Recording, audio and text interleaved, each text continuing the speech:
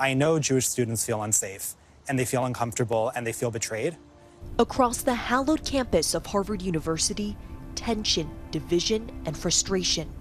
It feels that if you say something against Israel now, it's just you're a baby killer. After a ghastly terrorist attack on Israel that triggered a war with Hamas this week, the reverberations of the crisis are being felt and heard loudly back on American soil. Police departments from coast to coast are on heightened alert after a former Hamas chief reportedly calling for a day of rage on Friday. The NYPD ramping up security, canceling vacations, and putting all officers on duty. And Columbia University closing their campus to the public today ahead of a planned event, just one day after police said an Israeli was beaten outside of the library. We know that incidents in the Middle East, violence, tends to spark acts of hate here at home. We've seen a 400+% increase in incidents this week versus this week last year. Some say Harvard University becoming a microcosm this week for the fears and pain unleashed across the country. On Saturday, more than 30 student groups on campus sparked outrage after releasing a letter that said the Israeli regime is, quote, entirely responsible for all unfolding violence. The statement went on to say that the conflict did not occur in a vacuum, blaming the conditions Palestinians have been forced to live in for decades. The university is ramping up security, including here outside of Harvard Hillel, which is the center of Jewish life on campus. It's been really hard to get people to speak on camera because they tell me they just don't feel safe speaking out. What was your reaction when you first saw it? I was appalled when I saw that letter. You know, when when civilians are being murdered and women are being raped and kids and Holocaust survivors are being kidnapped and held hostage, the last thing you do, the absolute last thing you do is you blame the victim. Jacob Miller is the president of Harvard Hillel. He says the lack of support from some of his fellow students and what some saw as the school's initial tepid response has been hurtful. Jews are aching. I know Jewish students feel unsafe, and they feel uncomfortable, and they feel betrayed. And I honestly don't know. Like, how are we going to heal as a campus? How are we going to move on? The Palestinian Solidarity Committee later put out a statement saying, in part, PSC staunchly opposes all violence against all innocent life and laments all human suffering.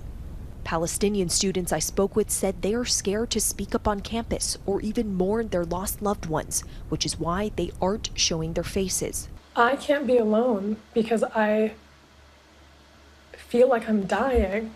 Imagine feeling like the place that you're from is going to get wiped off the map. I think that if I show my face or say something against Israel is at this time, the attacks will be overwhelming. How are your family members doing? I just got a message from my grandmother just letting me know that 10 members of our family had been killed.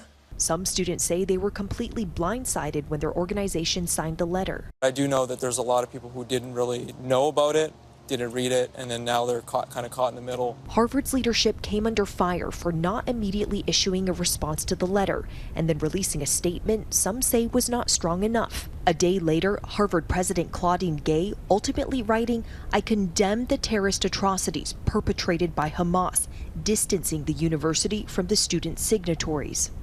So something that's caused a lot of controversy lately, of course, has been the letter that was signed by more than 30 student groups. I think that the outrage that has that statement has sparked is intentional. It's intentional to intimidate Palestinians and their allies into silence about speaking truth to power. We feel that we can just get cancelled because we said something against Israel. This doesn't even make sense.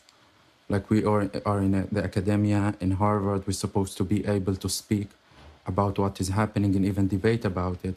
While no acts of violence have been reported on Harvard's campus this week, the animosity is palpable. This is disgusting. This is sickening. Driving around Harvard's campus today, a so-called doxing truck displaying the names and faces of students allegedly linked to the letter. I don't feel safe going to campus, and we have friends who've received death threats whose numbers are out there, who are getting constant calls from unknown numbers. I don't think doxing is appropriate under any circumstances. I do think people need to be accountable for their words. And so if these students feel like these student organizations signed an op-ed that was not in their name, they should write publicly and say, this was not in my name. Already, several CEOs are asking for all the students involved in the letter at Harvard to be identified so they can be, quote, blacklisted for future jobs. Another vocal critic of the letter is former Treasury Secretary and past Harvard President Larry Summers, speaking Wednesday on Bloomberg News. The statement by 30 student groups blaming all violence on Israel was a moral absurdity. And then tweeting a request for cooler heads to prevail, saying in part, many in these groups never saw the statement before it went out. In some cases, those approving did not understand exactly what they were approving. Probably some were naive and foolish. This is not a time where it is constructive to vilify individuals, and I am sorry that is happening. Harvard isn't the only school struggling with pressure to take a stand. Wall Street CEO Mark Rowan is calling for leaders at the University of Pennsylvania to resign and donors to close their checkbooks over an alleged failure to condemn anti-Semitism and hate. And an NYU law school student lost a job offer at a top law firm after saying Israel bore full responsibility for the loss of life. Late this evening, Harvard's President Gay releasing a new video statement saying the school rejects terrorism, hate, harassment, and intimidation of people based on their beliefs. Our university embraces a commitment to free expression. That commitment extends even to views that many of us find objectionable, even outrageous. We do not punish or sanction people for expressing such views. But that is a far cry for endorsing them. Let's be clear. This is not politics. The wholesale slaughter of over 1,000 people, innocent people, grandmothers and the disabled, that is not politics.